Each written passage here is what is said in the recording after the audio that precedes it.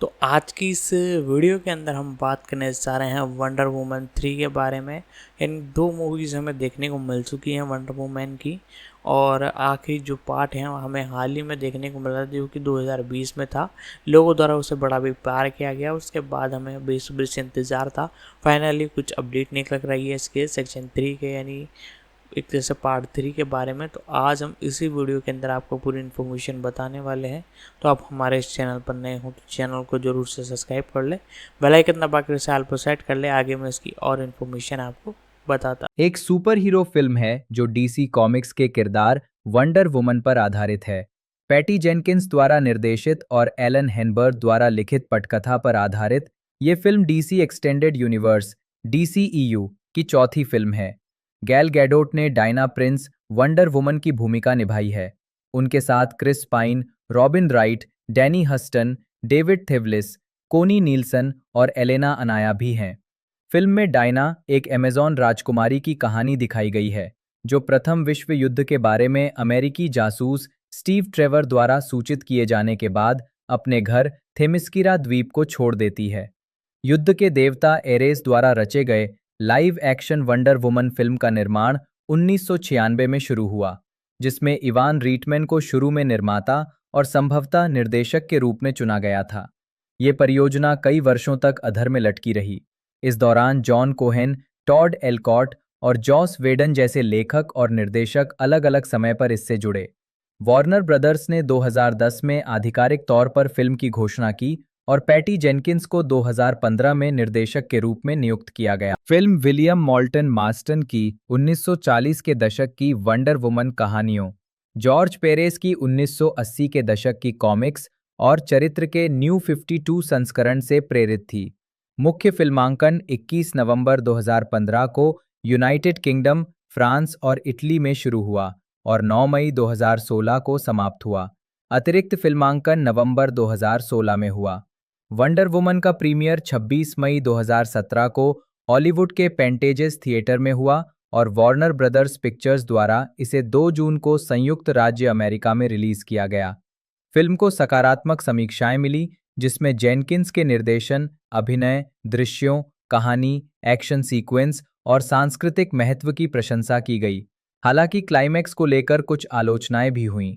इसने दुनिया भर में $824 मिलियन से अधिक की कमाई की, जिससे ये 2017 की 10वीं सबसे अधिक कमाई करने वाली फिल्म बन गई और बारबी 2023 द्वारा पीछे छोड़े जाने तक एक एकल महिला निर्देशक द्वारा निर्देशित सबसे अधिक कमाई करने वाली फिल्म रही। अमेरिकन फिल्म इंस्टीट्यूट ने वंडर वुमन को 2017 की शीर्ष 10 फिल्मों में शामिल किया और फिल्म ने 2018 में सर्वश्रेष्ठ नाटकीय प्रस्तुति के लिए ह्यूगो पुरस्कार जीता।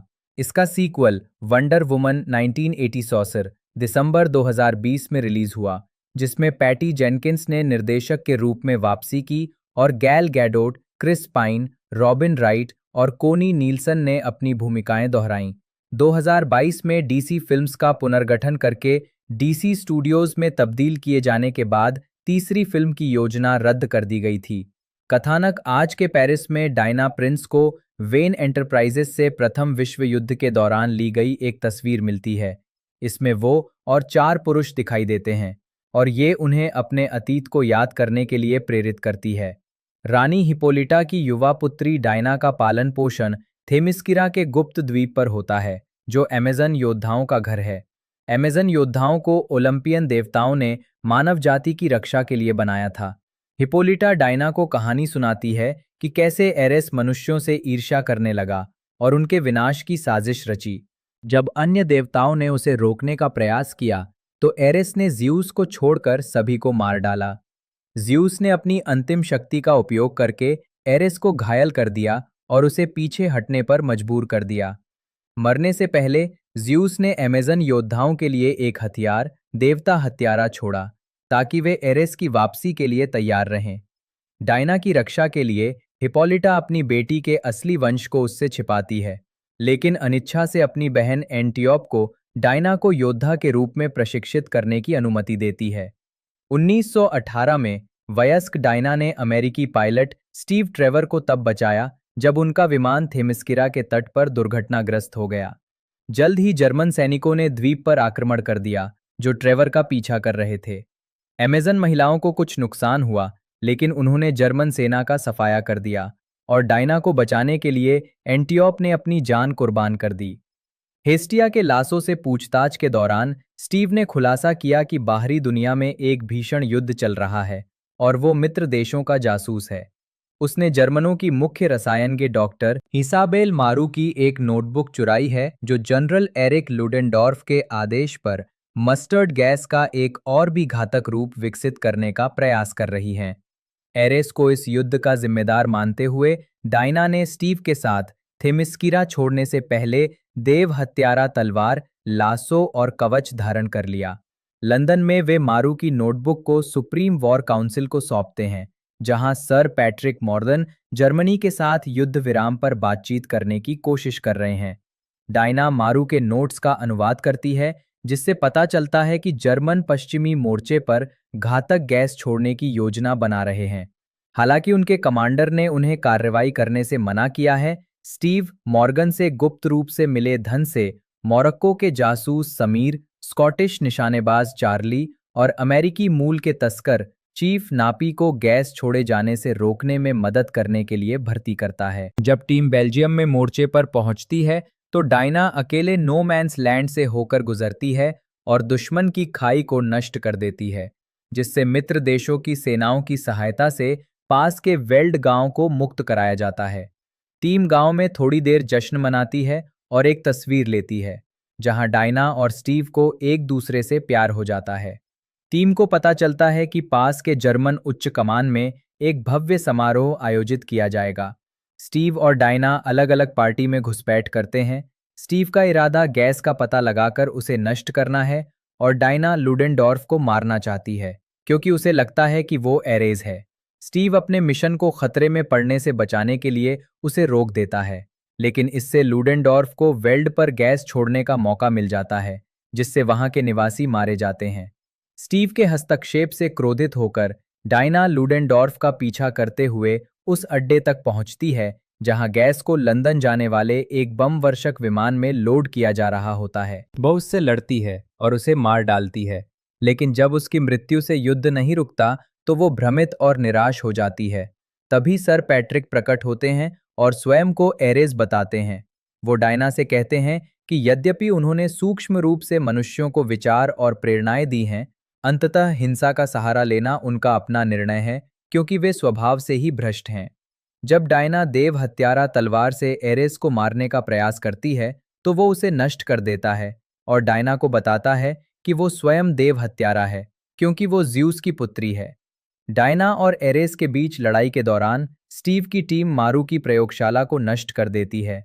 स्टीव जहर ले जा रहे बम वर्षक विमान को हाईजैक कर लेता है, उसे सुरक्षित ऊंचाई पर ले जाता है और फिर उसमें विस्फोट कर देता है, जिससे विमान और स्टीव दोनों मारे जाते हैं।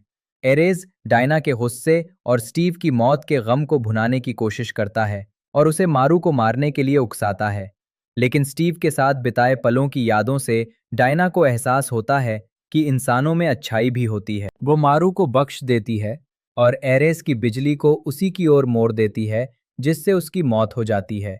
बाद में टीम युद्ध की समाप्ति का जश्न मनाती है।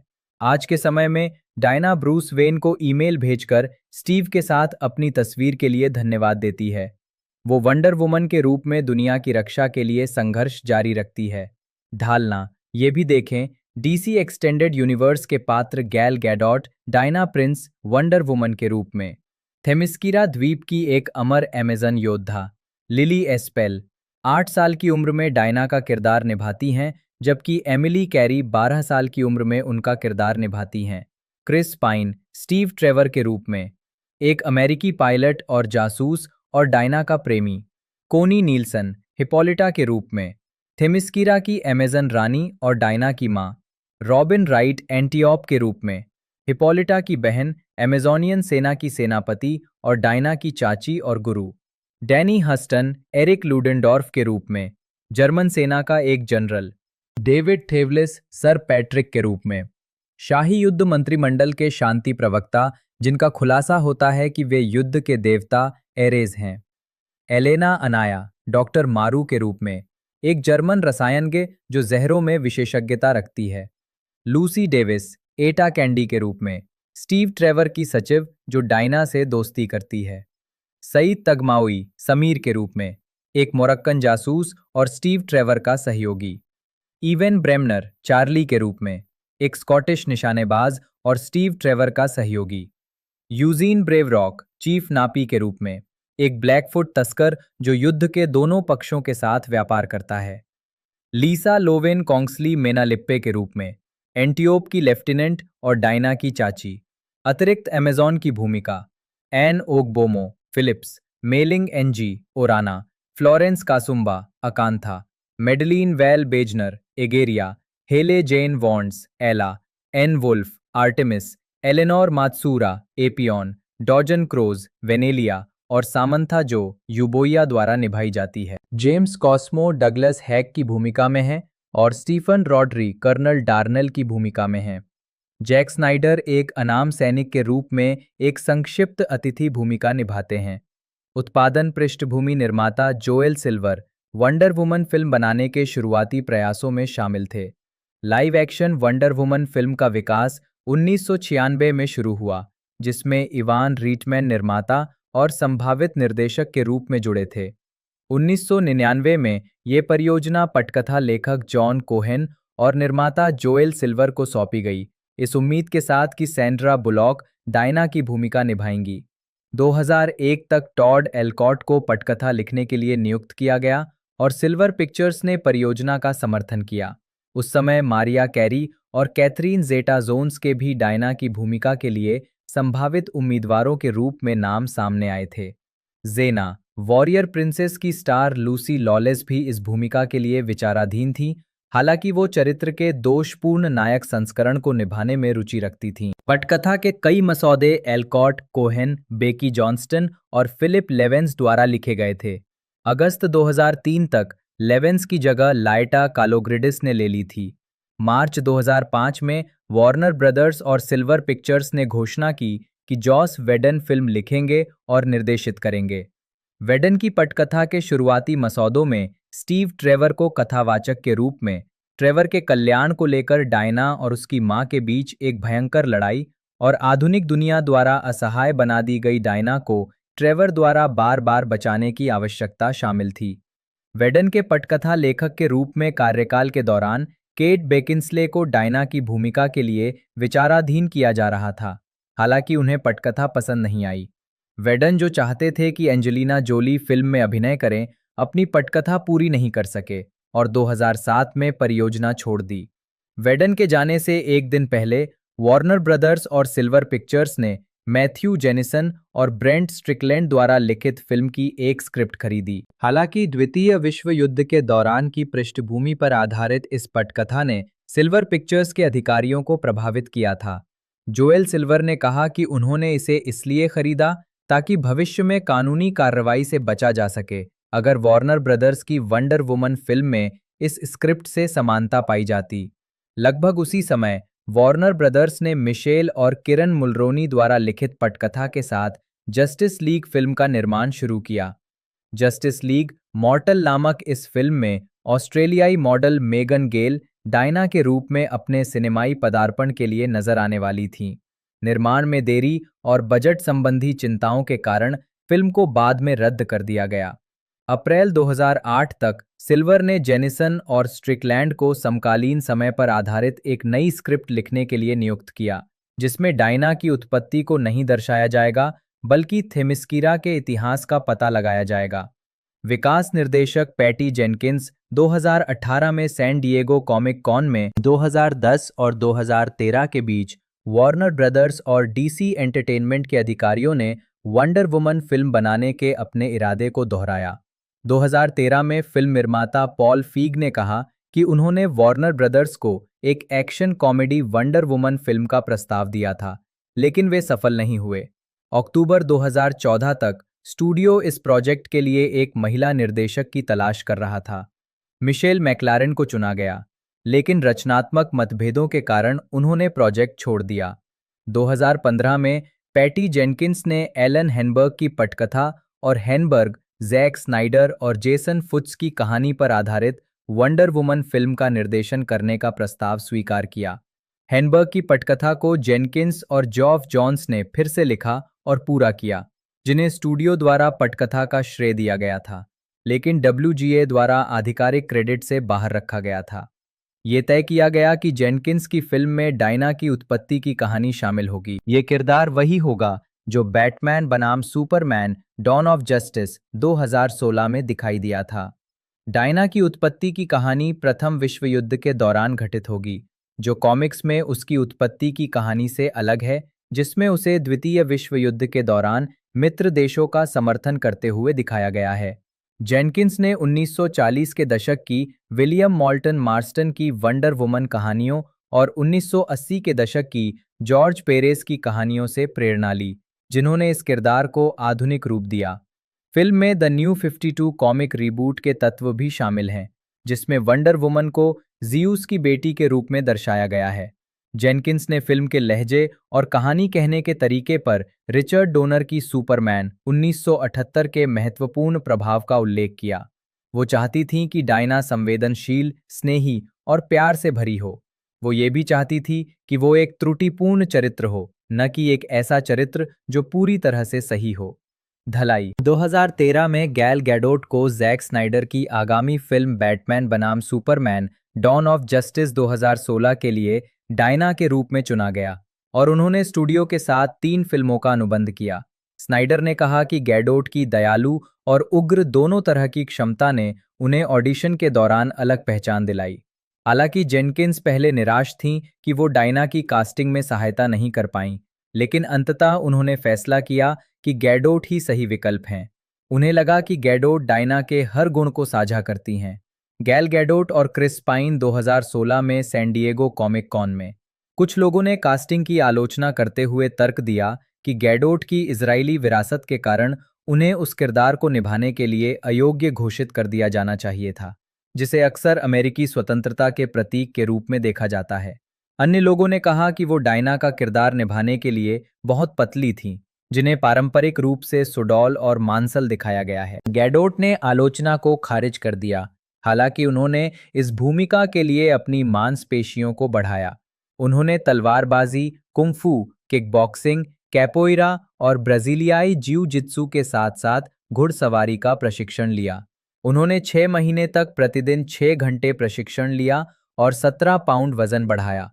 उन्होंने कहा कि फिल्म के लिए उनका प्रशिक्षण इजरायली सेना के लिए उनके प्रशिक्षण से कहीं अधिक कठिन था। गैडोट ने वंडर वुमन की डायना को सहज, दयालु और भावनात्मक रूप से बुद्धिमान बताया है, जिसमें एक इंसान का दिल है।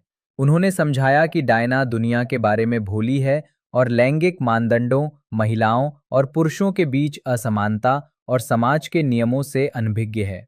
गैडोट ने कहा कि डायना की अज्ञानता उसे दुनिया को सच्ची जिज्ञासा से देखने के लिए प्रेरित करती है और वंडर वुमन को एक किशोरावस्था से वयस्कता की कहानी के रूप में देखा जा सकता है। गैडोट ने बताया कि जब उन्होंने और जेनकिंस ने इस किरदार के बारे में बातचीत की, तो उन्हें एहसास हुआ कि डायना एक सामान्य महिला हो सकती है जो भ्रमित हो सकती है और अपना आत्मविश्वास खो सकती है।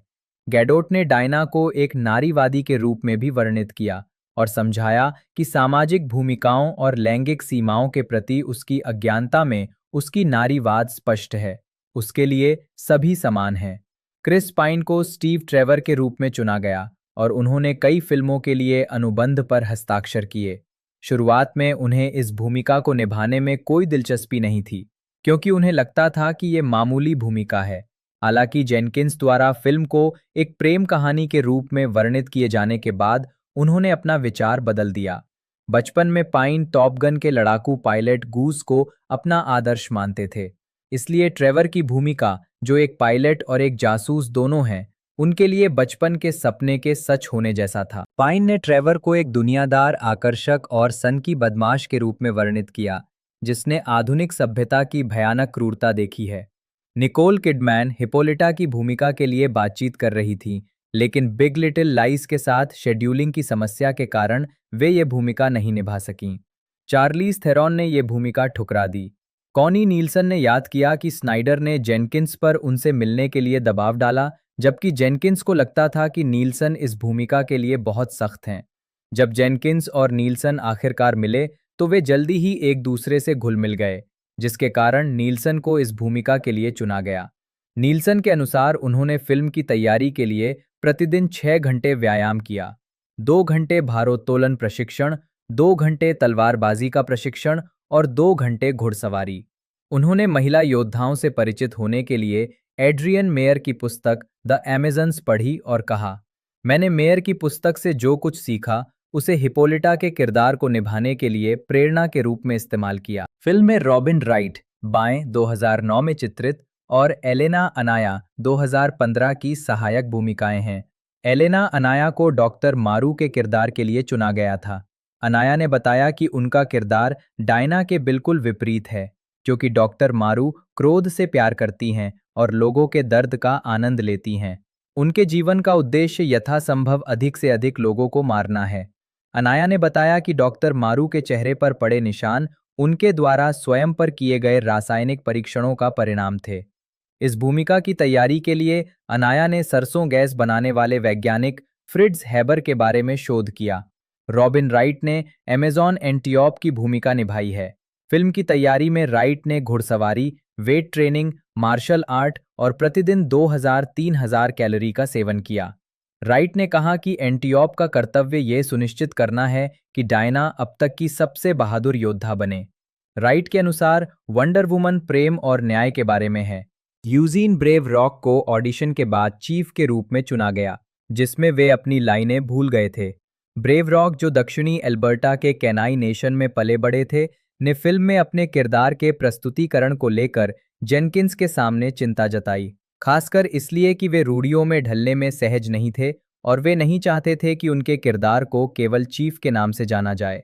जेनकिंस ने जवाब में उन्हें अपने किरदार पर कुछ हद तक रचनात्मक नियंत्रण दिया, जिसे उन्होंने अभूतपूर्व माना। ये ब्रेव रॉक का ही विचार था कि चीफ डायना से अपनी मूल ब्लैकफुट भाषा में परिचय दें। डैनी हस्टन ने अपने किरदार एरिक लूडेनडॉर्फ को एक जिद्दी और देशभक्त व्यवहारवादी के रूप में वर्णित किया, जो मानता है कि वो मानवता की भलाई के लिए काम कर रहा है। हस्टन ने कहा कि शैतानी और पीड़ित लूडेनडॉर्फ का मानना है कि युद्ध मनुष्यों के लिए एक प्राकृतिक आवास है। हस्टन ने कहा कि वंडर वुमन एक युद्ध विरोधी फिल्म है। वंडर वुमन में डायना की पोशाक लिंडी हेमिंग द्वारा डिजाइन की गई थी, जिन्होंने बैटमैन बनाम सुपरमैन में डायना की पोशाक को आधार बनाया था। हेमिंग का डिजाइन प्राचीन ग्रीक और रोमन कवच से प्रभावित था। इसमें हॉप्लाइट सैनिकों द्वारा पहने जाने वाले पट्रुगेस के मॉडल पर आधारित चमड़े की स्कर्ट और अमेज़न योद्धा संस्कृति को दर्शाने वाले सोने के कवच शामिल हैं। हेमिंग का उद्देश्य यौनता की ओर झुके बिना सशक्त कवच बनाना था। उन्होंने फिल्म के एक्शन दृश्यों के लिए पोशाक को टिकाऊ और लचीला बनाया और इसे गैडोट के सटीक माप के अनुसार बनाने के लिए बॉडी स्कैनिंग तकनीक का उपयोग किया। जेनकिंस और हेमिंग ने अन्य अमेज़न महिलाओं के लिए ऐसी पोशाकें डिज़ाइन की जो उनकी शारीरिक शक्ति को प्रदर्शित करती थीं और उनके सुडौल कंधों और पैरों को उजागर करती थीं। पोशाकों में कॉमिक बुक के तत्व जैसे कलाई के ब्रेस और ऊंची एड़ी के जूते शामिल थे। हालांकि अभिनेताओं ने लड़ाई के दृश्यों के लिए सपाट तलवे वाले जूते पहने थे। फिल्मा ने दक्षिणी इटली के सिलेंटो तट का उपयोग थेमिस्कीरा द्वीप के लिए किया गया था। प्रोडक्शन डिजाइनर एलाइन बोनेटो और लोकेशन मैनेजर चार्ल्स सोमर्स ने थेमिस्कीरा के लिए 47 देशों पर विचार करने के बाद दक्षिणी इटली के सालेर्नो प्रांत में स्थित टाइरेनियन सागर के तटवर्ती क्षेत्र सिलेंटो तट को चुना। बोनेटो ने बताया, इटली का मौसम सुहावना था, समुद्र का रंग नीला हरा था, ज्वार भाटा न ज्यादा था, लहरें भी ज्यादा नहीं थीं। विजुअल इफेक्ट्स टीम ने बाद में लोकेशन में कुछ डिजिटल चट्टानें जोड़ी।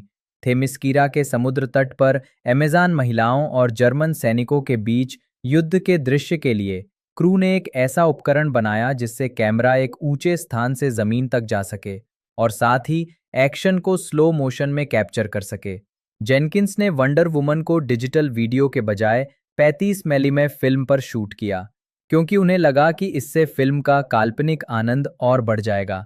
जेनकिंस और छायांकन निर्देशक मैट जेनसेन ने कहा कि फिल्म का लुक जॉन सिंगर सार्जेंट की पेंटिंग से प्रेरित था। वंडर वुमन की मुख्य शूटिंग 21 नवंबर 2015 को शुरू हुई। फिल्मांकन इंग्लैंड के केंट के लोअर हाल्स्टो गांव में, हर्टफोर्डशायर के हैटफील्ड हाउस में और ऑस्ट्रेलिया हाउस में हुआ। दक्षिणी इटली में फिल्मांकन स्थलों में सासी डी मटेरा, कैस्टेल डेल मोंटे और कैमेरोटा शामिल थे। फिल्मांकन पेरिस, फ्रांस में लोवर संग्रहालय में भी हुआ। मुख्य शूटिंग 9 मई 2016 को समाप्त हुई और उसी नवंबर में रीशूट हुए, जब गैडोट 5 महीने की गर्भवती थीं। उनके गर्भवती पेट पर एक हरा कपड़ा रखा गया था ताकि पोस्ट प्रोडक्शन के दौरान इसे एडिट करके हटाया जा सके। जेनकिंस के अनुसार वार्नर ब्रदर्स ने निर्माण के अंत में उनसे फिल्म के अंतिम दृश्य को बदलने का आदेश दिया था। वो चाहती थीं कि डायना सर पैट्रिक का सामना करे, लेकिन मूल स्क्रिप्ट में वो एरेस में परिवर्तित नहीं होते। हालांकि जेनकिंस ने कहा कि स्टूडियो ने एरेस को प्रकट करने की मांग की। कुछ प्रशंसकों और समीक्षकों ने फिल्म के अंत को असंतोषजनक और निम्न गुणवत्ता वाले दृश्य प्रभावों का उपयोग करने के लिए आलोचना की है। जेनकिंस ने कहा कि प्रभाव जल्दबाजी में किए गए थे क्योंकि उन्हें अंतिम समय में बनाया गया था। संगीत अधिक जानकारी। Wonder woman sound track. Rupert Gregson Williams ने इवान जॉली, टॉम होवे, एंड्रयू कावजिंस्की और पॉल माउंसी की सहायता से फिल्म का संगीत तैयार किया। वंडर वुमन का साउंड ट्रैक फिल्म के साथ ही सीडी, डिजिटल और विनाइल फॉर्मेट में रिलीज किया गया था। मई 2017 में सुपरगर्ल के सीजन फिनाले के दौरान वंडर वुमन के लिए एक प्रमोशनल सीक्वेंस जारी किया गया था, जिसमें सुपरगर्ल की अभिनेत्री मेलिसा बेनोइस्ट डायना के बूट पहने हुए दिखाई दे रही थीं और साथ में these boots are made for walking गाने का रीमिक्स बज रहा था। इस सीक्वेंस में 1970 के दशक की वंडर वुमन सीरीज की स्टार लिंडा कार्टर भी नजर आईं, जो सुपरगर्ल में संयुक्त राज्य अमेरिका की राष्ट्रपति की भूमिका निभा रही हैं। वार्नर ब्रदर्स ने वंडर वुमन के लिए टेलीविजन विज्ञापनों पर $3 मिलियन से अधिक खर्च किए, जबकि पिछली DCEU फिल्म सुसाइड स्क्वाड 2016 के लिए $2.6 मिलियन खर्च किए गए थे। टिकट विक्रेता फैंडांगो द्वारा मई 2017 में किए गए एक सर्वेक्षण के अनुसार वंडर वुमन 2017 की गर्मियों की सबसे बहुप्रतीक्षित फिल्म थी। एक अलग सर्वेक्षण में फैंडांगो ने बताया कि सर्वेक्षण में शामिल 92% लोगों ने कहा कि वे एक ऐसी फिल्म देखने के लिए उत्सुक थे जिसमें एक अकेली महिला सुपर हीरो हो, जबकि 87% ने इच्छा व्यक्त की कि हॉलीवुड महिला प्रधान सुपर हीरो फिल्में अधिक बनाए। फिल्म की रिलीज से पहले फैंडांगो ने गैल गैडोट के ब्रांडेड गिफ्ट कार्ड बेचे, जबकि नैस्कार ड्राइवर डेनिका पैट्रिक ने 2 अलग-अलग रेसों के दौरान वंडर वुमन पेंट स्कीम वाली कार चलाई। मुक्त करना वंडर वुमन का विश्व प्रीमियर 25 मई 2017 को हॉलीवुड लॉस एंजलिस के पेंटेज थिएटर में हुआ और इसका लैटिन अमेरिकी प्रीमियर 27 मई को मेक्सिको सिटी में हुआ। फिल्म का लंदन प्रीमियर, जो 31 मई को ओडियन लिसेस्टर स्क्वायर में होने वाला था, मैनचेस्टर एरिना बम विस्फोट के कारण रद्द कर दिया गया। फिल्म बेल्जियम, सिंगापुर और दक्षिण कोरिया में 31 मई को और बाकी दुनिया में 2 जून को रिलीज हुई। वंडर वुमन कुछ क्षेत्रों में आईमैक्स में रिलीज हुई। बॉक्स ऑफिस अमेरिका और कनाडा में वंडर वुमन की रिलीज से पहले अनुमान लगाया गया था कि इसका ओपनिंग वीकेंड कलेक्शन $65-75 मिलियन होगा और संभवतः $105 मिलियन तक भी पहुंच सकता है। ये फिल्म शुक्रवार 2 जून 2017 को 4,165 सिनेमा घरों में रिलीज हुई और पहले दिन $38.2 मिलियन की कमाई की, जिसमें आईमैक्स से $3.7 मिलियन शामिल थे। इसने किसी महिला निर्देशक द्वारा निर्देशित फिल्म के लिए अब तक का सबसे अधिक एक दिवसीय कलेक्शन दर्ज किया, कैथरीन हार्डविक की ट्वाइलाइट 2008 को पीछे छोड़ते हुए। इसका $103.3 मिलियन का ओपनिंग वीकेंड कलेक्शन किसी महिला निर्देशक की फिल्म के लिए सबसे अधिक था, जिसने 50 शेड्स ऑफ ग्रे को भी पीछे छोड़ दिया। ओपनिंग वीकेंड कलेक्शन का लगभग 9%, $9 मिलियन 343 सिनेमा घरों में आईमैक्स स्क्रीनिंग से आया। अपने दूसरे सप्ताह में वंडर वुमन ने $58.5 मिलियन का कलेक्शन किया और बॉक्स ऑफिस पर शीर्ष स्थान हासिल किया। दूसरे सप्ताहांत में इसकी कमाई में 43.3% की गिरावट आई, जो उस समय सुपर हीरो फिल्मों में देखी जाने वाली औसत 50-60% गिरावट से बेहतर थी। अपने तीसरे सप्ताहांत में इसने $41.2 मिलियन की कमाई की, जो बैटमैन बनाम Superman $23.3 million, suicide squad $20.9 million और मैन ऑफ स्टील $20.7 मिलियन की तीसरी सप्ताहांत में कमाई से लगभग दोगुनी थी। अमेरिका और कनाडा के बाहर वंडर वुमन 55 बाजारों कुल रिलीज का 72% में एक ही दिन रिलीज हुई और अनुमान लगाया गया था कि ये 118 मिलियन डॉलर के बीच कमाई करेगी। इसने 125 मिलियन डॉलर की कमाई के साथ शुरुआत की, जिसमें चीन में 38 मिलियन डॉलर, कोरिया में 8.5 मिलियन डॉलर, मैक्सिको में 8.4 मिलियन डॉलर, ब्राजील में 8.3 मिलियन डॉलर और यूनाइटेड किंगडम में 7.5 मिलियन डॉलर शामिल हैं। रिलीज के दूसरे सप्ताह में फिल्म ने 60 मिलियन डॉलर की और कमाई की और फ्रांस, यूके, ऑस्ट्रेलिया और ब्राजील में शीर्ष स्थान पर रही। फिलीपींस में इसने 4.7 मिलियन डॉलर कमाए, जो गैर छुट्टी वाले दिन रिलीज होने वाली सबसे अधिक कमाई का रिकॉर्ड है और देश में अब तक की 9वीं सबसे सफल व्यावसायिक फिल्म बन गई। फिल्म अपने अंतिम बाजार जापान में 25 अगस्त को रिलीज हुई और 3.4 मिलियन डॉलर की कमाई के साथ शुरुआत की, जिससे अंतर्राष्ट्रीय कमाई 400 मिलियन डॉलर के आंकड़े को पार कर गई। अमेरिका और कनाडा के बाहर वंडर वुमन के सबसे बड़े बाजार चीन 90 मिलियन अमेरिकी डॉलर थे।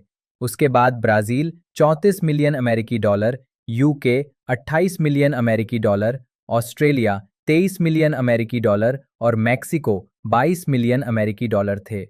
वंडर वुमन ने संयुक्त राज्य अमेरिका और कनाडा में कुल $412.8 मिलियन और अन्य क्षेत्रों में $411.1 मिलियन की कमाई की, जिससे इसकी वैश्विक कुल कमाई $824 मिलियन हो गई, जबकि इसका अनुमानित निर्माण बजट 120.150 मिलियन था।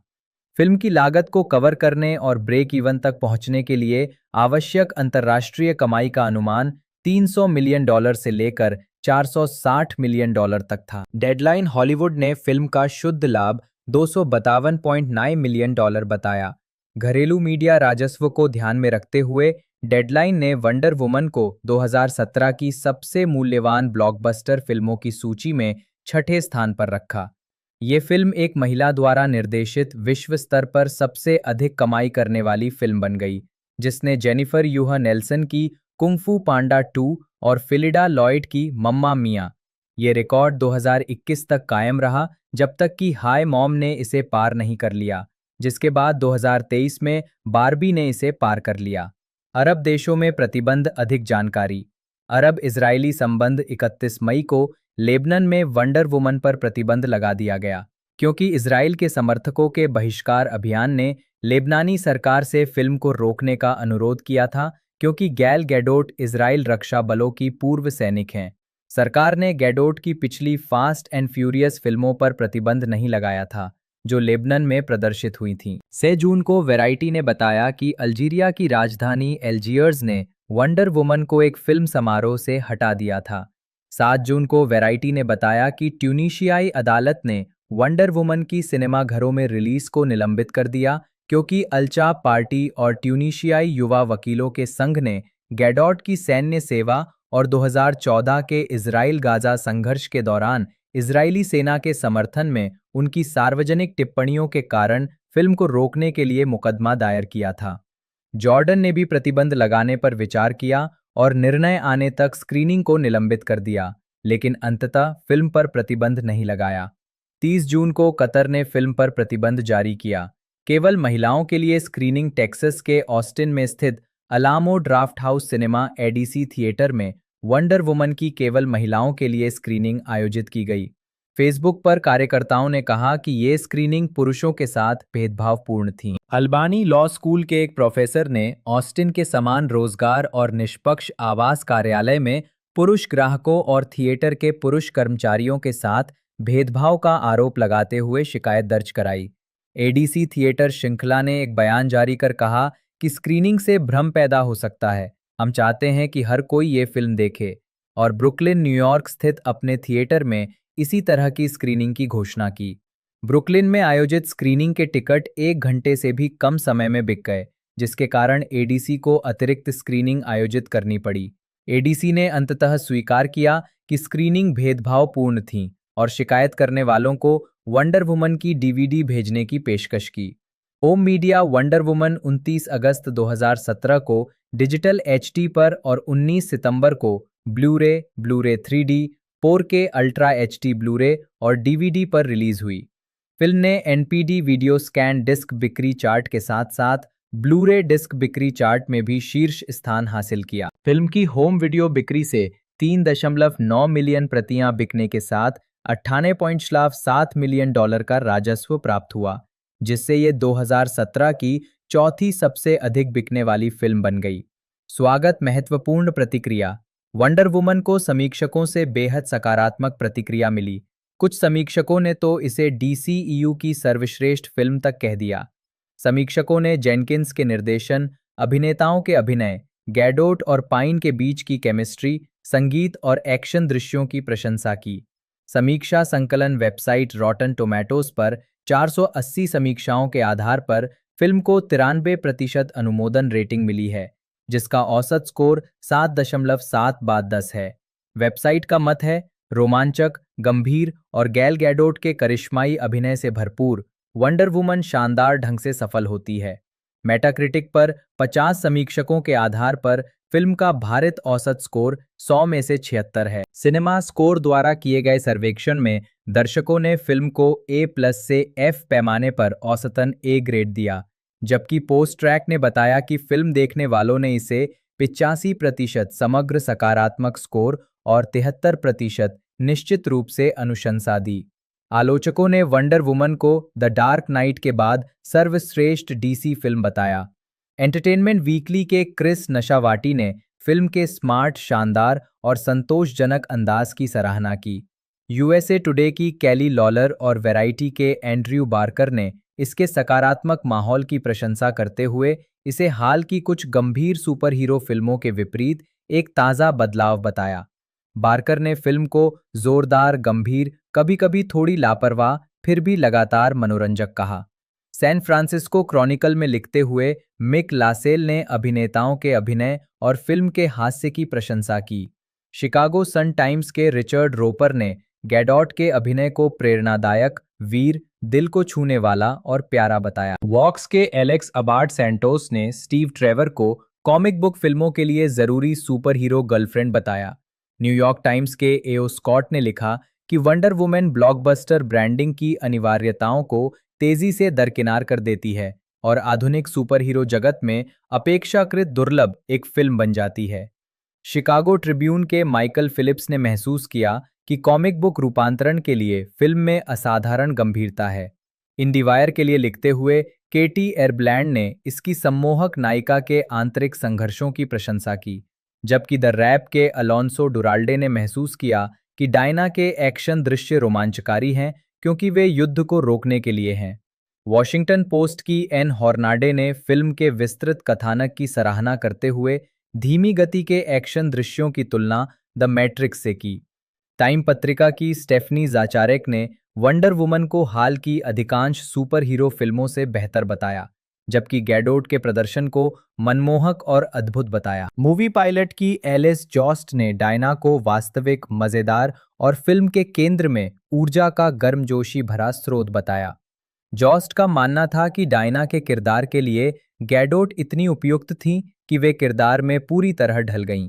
हफपोस्ट के लिए लिखते हुए जी रॉजर डेंसन ने नो मैन्स लैंड सीक्वेंस को अब तक फिल्माए गए सबसे शक्तिशाली मिथकीय दृश्यों में से एक बताया।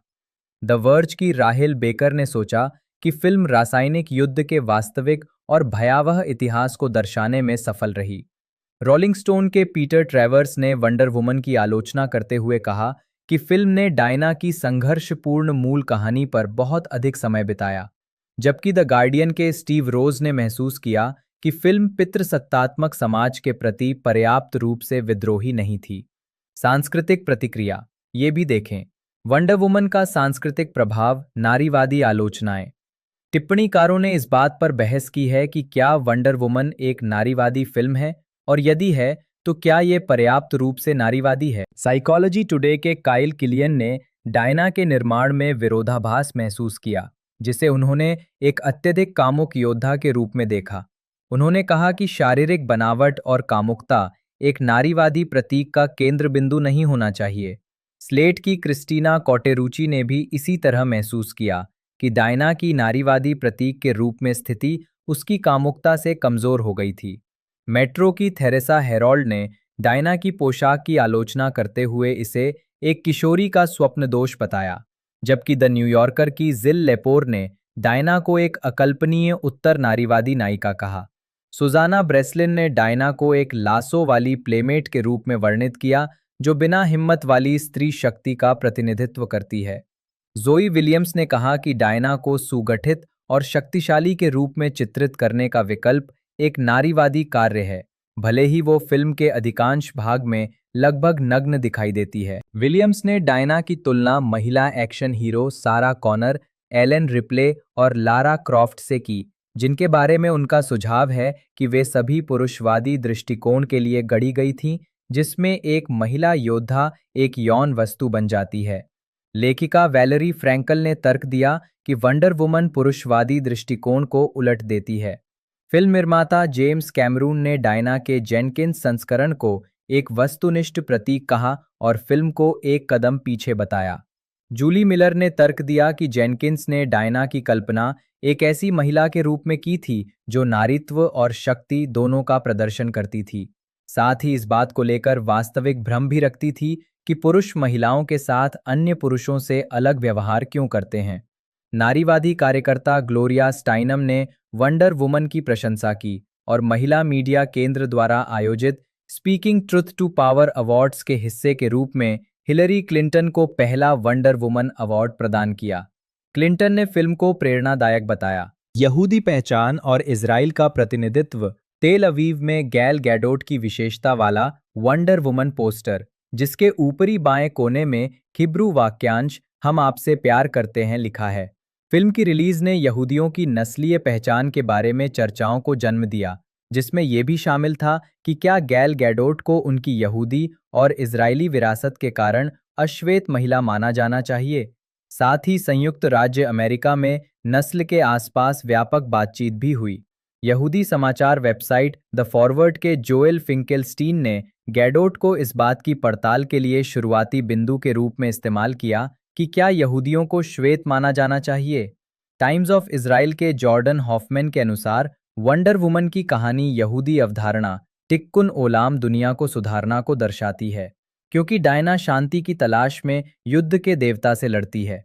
इजरायली दर्शकों के लिए एक यहूदी महिला को इतनी प्रमुख अंतर्राष्ट्रीय फिल्म में मुख्य भूमिका निभाते देखना अक्सर गर्व की बात होती थी। कुछ लोगों के लिए वंडर वुमन इजरायली पहचान का उत्सव बन गई। द जूइश जर्नल की डैनियल बेरिन ने कहा कि द्वितीय विश्व युद्ध के दौरान नाजियों से लड़ने में डायना की पृष्ठभूमि ने यहूदी दर्शकों के लिए उसके चरित्र को प्रतीकात्मक महत्व दिया, जो प्रतिरोध और सशक्तिकरण की कहानी से मेल खाता है। बस्टल की एमिली शायर ने तर्क दिया कि डायना के रूप में गैडोट के अभिनय ने यहूदी महिलाओं की लंबे समय से चली आ रही रूढ़ियों को चुनौती दी, जिन्हें अक्सर फिल्मों में गौण या अनाकर्षक भूमिकाओं तक सीमित कर दिया गया है। इसके विपरीत गैडोट की डायना ने यहूदी नारीत्व की एक शक्तिशाली और आकर्षक छवि प्रस्तुत की, जो हॉलीवुड में यहूदी महिलाओं के लिए एक नया सशक्त आदर्श प्रस्तुत करती है। हालांकि कुछ नारीवादियों और कुछ वंडर वुमन प्रशंसकों को इजराइल पर उनके रुख के कारण गैडोट का समर्थन करने में कठिनाई हुई है। इजराइल हयोम की एनिका हेर्नरोथ रोथस्टीन का मानना था कि वंडर वुमन एक नारीवादी उत्कृष्ट कृति है, जो एक सशक्त, स्वतंत्र महिला को दर्शाती है, जो पारंपरिक महिला रूढ़ियों को चुनौती देती है। उन्होंने तर्क दिया कि वंडर वुमन शक्तिशाली इसलिए नहीं है क्योंकि गैडोट इजरायली हैं, बल्कि इसलिए कि ये फिल्म इजराइल की ताकत और क्षमता का प्रतीक है। पुरस्कार समारोह की तिथि, वर्ग प्राप्तकर्ताओं, परिणाम, संदर्भ AARP के वयस्कों के लिए बनी फिल्मों के पुरस्कार 5 फरवरी 2018। पाठकों की पसंद का सर्वेक्षण, अद्भुत महिला जीत गया।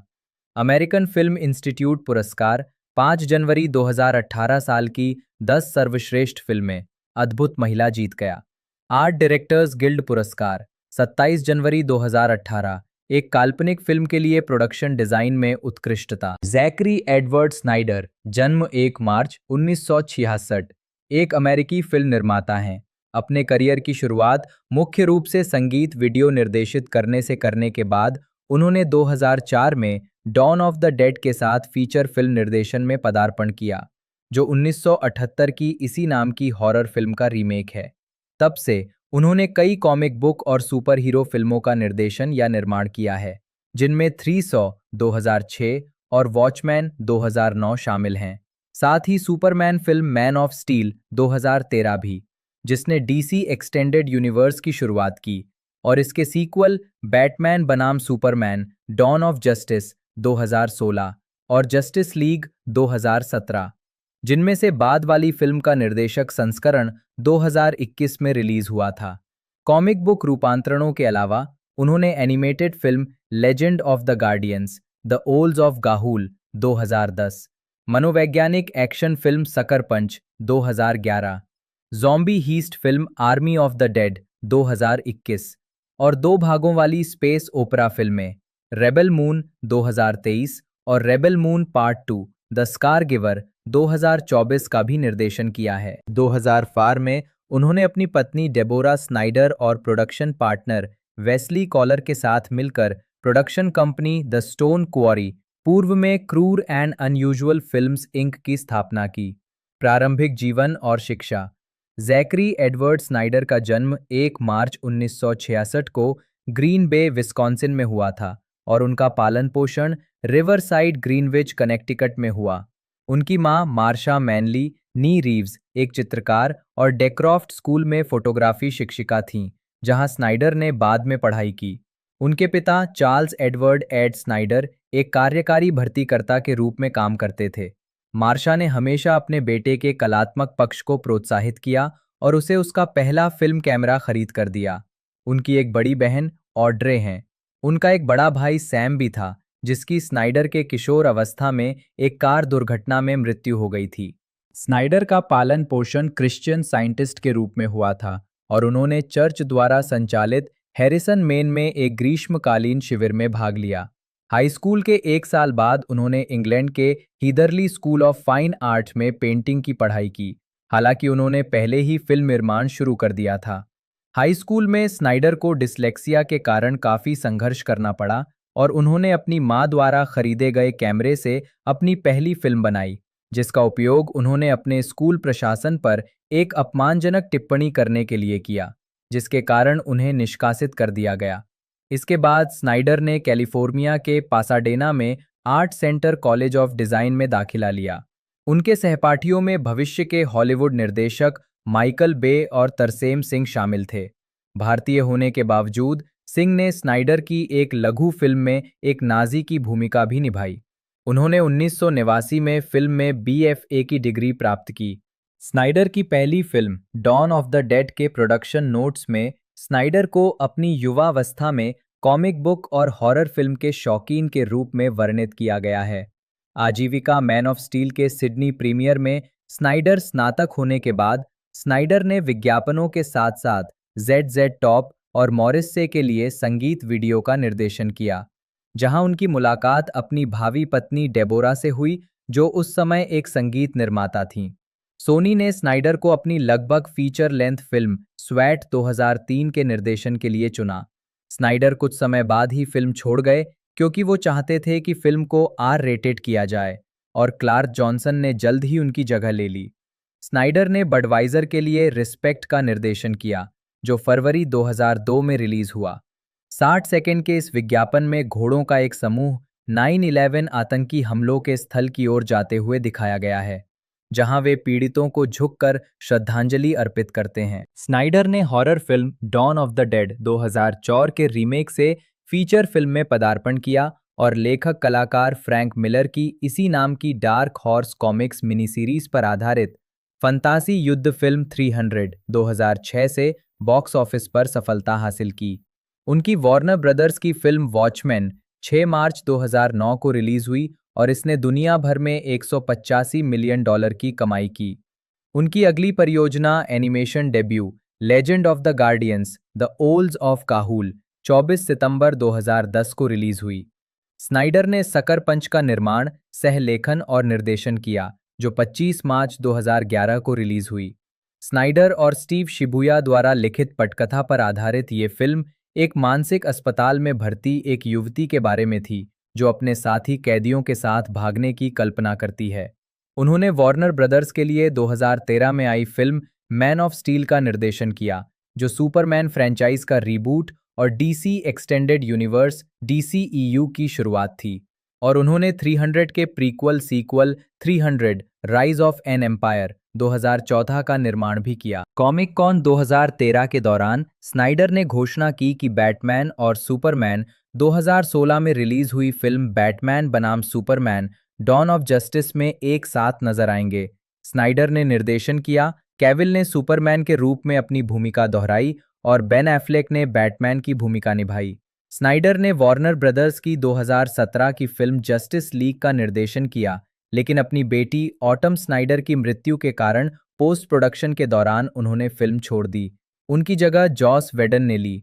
29 जनवरी 2019 को स्नाइडर ने घोषणा की कि उन्होंने नेटफ्लिक्स के लिए zombie heist thriller army of the Dead का निर्देशन करने के लिए अनुबंध किया है। स्नाइडर ने अपनी पार्टनर और पत्नी डेबोरा स्नाइडर के साथ मिलकर अपनी नई नाम वाली प्रोडक्शन कंपनी द स्टोन क्वारी के माध्यम से फिल्म का निर्देशन और निर्माण किया। नेटफ्लिक्स के साथ उनका समझौता तब से आर्मी ऑफ द डेड की कई परियोजनाओं तक विस्तारित हो गया है। आर्मी ऑफ थीव्स, जो 2021 में रिलीज हुई एक प्रीक्वल है, और प्लैनेट ऑफ द डेड, जो एक सीक्वल है जिसे बनाया जाना है। 20 मई 2020 को स्नाइडर ने घोषणा की कि जैक स्नाइडर की जस्टिस लीग 2021 में स्ट्रीमिंग सेवा HBO मैक्स पर रिलीज होगी। फिल्म 18 मार्च 2021 को रिलीज हुई, जो उनकी बेटी ऑटम की स्मृति को समर्पित थी। जुलाई 2021 में स्नाइडर को आधिकारिक तौर पर नेटफ्लिक्स के लिए फिल्म रेबेल मून विकसित करने की घोषणा की गई थी। ये स्टार वॉर्स और अकीरा कुरोसावा की फिल्मों से प्रेरित थी। फिल्मांकन अप्रैल 2022 में शुरू हुआ और उसी वर्ष नवंबर तक चला। इस परियोजना को 2 भागों वाली फिल्म के रूप में विकसित किया गया था। स्नाइडर ने नेटफ्लिक्स के लिए नॉर्स पौराणिक कथाओं से प्रेरित एक एनीमे शैली की वेब श्रृंखला ट्वाइलाइट ऑफ द गॉड्स के 2 एपिसोड का निर्माण और निर्देशन भी किया। भविष्य और संभावित परियोजनाएं। फरवरी 2021 तक स्नाइडर एक किंग आर्थर फिल्म विकसित कर रहे थे, जिसके बारे में उन्होंने कहा था कि ये अमेरिकी गोल्ड रश युग के दौरान स्थापित एक विश्वसनीय पुनर्कथन होगी। रेबेल मून के बाद Snyder Army of the Dead के sequel Planet of the Dead का निर्देशन करने के लिए लौटेंगे। उन्होंने नेटफ्लिक्स के साथ फर्स्ट लुक डील पर भी हस्ताक्षर किए। मई 2021 में ये खबर आई कि स्नाइडर 2011 से ही 2 युद्ध फोटोग्राफरों पर आधारित फिल्म हॉर्स लैटिट्यूड्स पर काम कर रहे थे। हालांकि नेटफ्लिक्स में काम करने के कारण ये प्रोजेक्ट रुका हुआ था। फिल्म के बारे में कुछ समय तक चुप्पी के बाद उन्होंने 13 सितंबर 2024 को डीसी सिनेमैटिक कास्ट को बताया कि हॉर्स लैटिट्यूड्स को एक निवेशक मिल गया है। अगस्त 2025 में इसका नाम बदलकर द लास्ट फोटोग्राफ कर दिया गया और स्टुअर्ट मार्टिन और फ्रा फी भी इसमें शामिल हो गए। स्नाइडर के पास हावर्ड चाइकिन की 1980 के दशक के अंत की कॉमिक ब्लैक किस के रूपांतरण के टेलीविजन अधिकार थे। स्नाइडर ने पायलट लिखा, लेकिन कोई लेने वाला नहीं मिला। जून 2021 में स्नाइडर ने एडल्ट स्विम कार्टून श्रृंखला रिक एंड मॉर्टी के विज्ञान कथा फिल्म रूपांतरण का निर्देशन करने में रुचि व्यक्त की, ये महसूस करते हुए कि ऐसी फिल्म कॉमेडी फिल्म बनाने के लिए उनके द्वारा किए जा सकने वाले सबसे करीबी प्रोजेक्ट होगी। नवंबर 2023 में द हॉलीवुड रिपोर्टर को दिए एक साक्षात्कार में स्नाइडर ने कहा कि डीसीईयू की कहानी Aquaman and the lost kingdom के साथ समाप्त होने के बाद सुपर हीरो कॉमिक बुक रूपांतरणों में उनकी अब कोई रुचि नहीं रही, लेकिन वे डीसी यूनिवर्स में तभी वापसी पर विचार करेंगे जब जेम्स गन उन्हें मिलर की the dark night returns comic book के सटीक रूपांतरण का निर्देशन करने के लिए आमंत्रित करेंगे। गन ने खुद सुपरमैन के लिए डेविड कोरेंसवेट के सुपरमैन सूट के लुक के बारे में स्नाइडर से सलाह ली थी। नवंबर 2024 तक स्नाइडर नेटफ्लिक्स के लिए एक नई फीचर एक्शन फिल्म का निर्देशन करने वाले हैं, जो लॉस एंजलिस पुलिस विभाग के इर्द गिर्द केंद्रित है, और उन्होंने अपने अक्सर सहयोगी कर्ट जॉनस्टैट के साथ पटकथा लिखी है। ब्लड एंड एशेज 300 की दुनिया पर आधारित तीसरी फिल्म होती। स्नाइडर और जॉन स्टैड ने वार्नर ब्रदर्स के अनुरोध पर कोविड-19 महामारी के दौरान फिल्म लिखी थी, लेकिन वार्नर ने इस प्रोजेक्ट को नहीं चुना, जो एक त्रयी के अंतिम भाग के रूप में शुरू हुआ था। वो विकसित होते-होते अपनी एक अलग कहानी बन गई, जो फ्रेंचाइजी के मुख्य कथानक से अलग थी, लेकिन उसी दुनिया का हिस्सा थी। ये फिल्म युद्ध के समय सिकंदर महान और हेफेस्टियन के प्रेम प्रसंग पर आधारित होती। ये संभवतः फ्रैंक मिलर के ग्राफिक उपन्यास ज़ेरक्सिस के सिकंदर महान से संबंधित अंशों का एक ढीला रूपांतरण होता। तो पिछले पार्ट के बारे में बात कर ले तो वो भी बेहतरीन रहा था। हमें तकरीबन 2 जून 2017 को देखने को मिला था और बजट इस मूवी का लगभग 150 मिलियन का था, जिसके अंदर कलेक्शन इस मूवी ने तकरीबन 824 मिलियन का कलेक्शन किया था, जो कि बहुत ही बेहतरीन परफॉर्मेंस है। और कन्फर्म इसका एक तरह से पार्ट 3 आना ही था, तो उसकी जितनी भी अपडेट है वो मैंने आपको बता दी है। बाकी आपको वीडियो अच्छी लगे तो लाइक करना ना भूलिएगा। बाकी डीसी की अभी सुपर हीरो जो मूवी आई थी वो भी बड़ी हिट रही थी, उस पर भी हम आपके लिए वीडियो लेकर आ चुके हैं। आप हमारे आई बटन पर क्लिक करके डीसी की और भी मूवीज़ है उसकी प्लेलिस्ट भी चेकआउट कर सकते हैं और हाल ही में आई मूवी के बारे में भी जान सकते हैं। तो आप आई बटन पर क्लिक कर वीडियो देखिए। बाकी मैंने सारी कुछ इन्फॉर्मेशन इस वीडियो में कवर कर दी इस मूवी के बारे में। वीडियो आपको अच्छी लगे तो लाइक करने की एक तरह से, साथ ही साथ इसी चैनल को ज़्यादा से ज़्यादा हो सके तो शेयर कीजिएगा, सब्सक्राइब कीजिएगा। बाकी आज की इस वीडियो में इतना ही, मिलते हैं अगले वीडियो में।